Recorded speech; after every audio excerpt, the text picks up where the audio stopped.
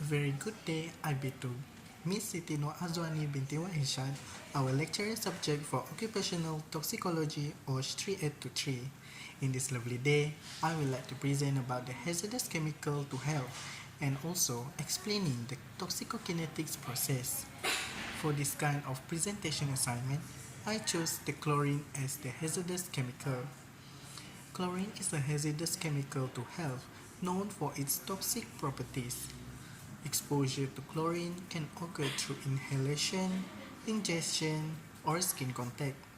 Its effects range from respiratory irritation to more severe outcomes such as pulmonary edema. Toxicokinetics is defined by the study of how a substance moves through the body, involving absorption, distribution, metabolism, storage, and elimination process. Next is the absorption process of chlorine. The absorption process of chlorine primarily occurs through inhalation. When chlorine gas is inhaled, it enters the respiratory system, dissolving in the moist lining of the lungs. From there, it rapidly crosses into the bloodstream. Additionally, absorption through the skin and eyes can occur, although inhalation is the primary route of entry, making respiratory protection crucial in environments where chlorine is present. Following absorption, chlorine undergoes distribution throughout the body. It is carried by the bloodstream to various organs with a particular affinity for fatty tissues. Since chlorine is water soluble, it tends to accumulate in tissues with high water content, impacting organs such as the lungs and kidneys.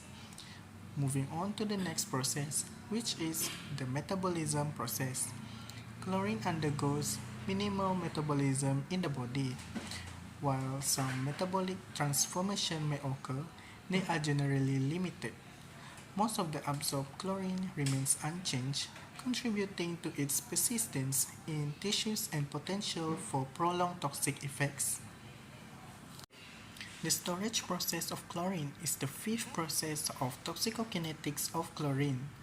Chlorine does not have a specific storage process in the body. Instead, it tends to accumulate in tissues following distribution. The lung and adipose tissues are common sites of chlorine storage due to their composition and affinity for the chemical. This accumulation can contribute to the prolonged toxicity of chlorine exposure. Lastly, the elimination and excretion process of chlorine is the last process of toxicokinetics of chlorine. The elimination and excretion of chlorine is primarily occur through the respiratory system, as chlorine is primarily inhaled. The gas is expelled during the exhalation, removing it from the body.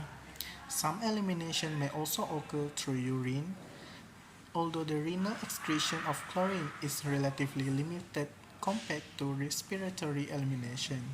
The elimination process is gradual, and the duration of exposure, concentration, and individual factors influence the rate at which chlorine exits the body. In conclusion, chlorine stands out as a hazardous chemical to health, posing risks through the inhalation, ingestion, and skin contact.